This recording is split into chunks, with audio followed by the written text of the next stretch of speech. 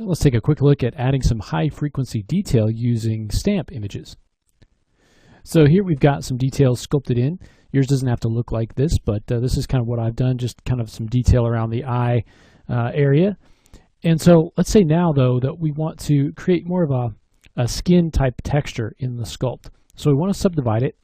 I've subdivided mine up to level 6, so I've got looks like around 1.2 million almost polygons. And you need enough polygons to be able to hold the detail. So we can come in here and under stamp, we can start to add an image to use as a stamp to kind of copy across the surface.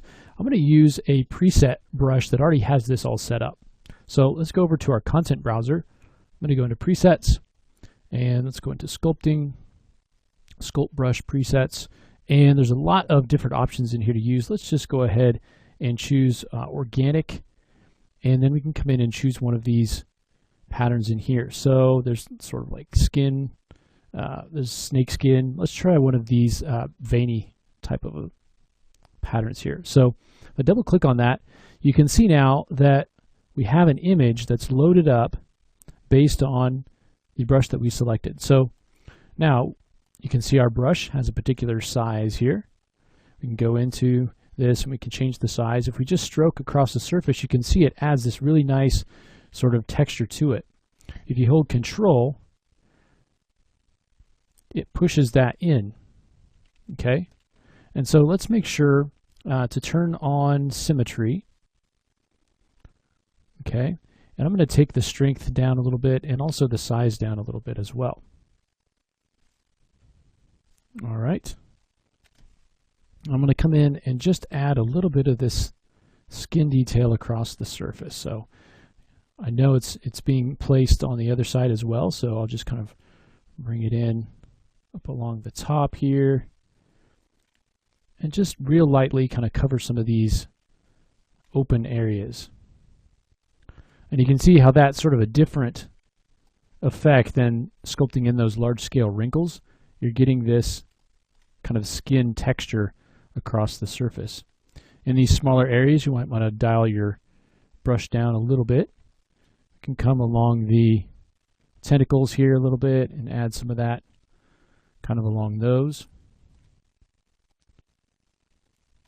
Okay, and then you get something like that. You can come in here and add, if you want to add a kind of a smaller scale, you can come in with a smaller brush here, maybe across the front. And you can experiment with some of these different brushes. So coming in here, there's different sort of skin patterns.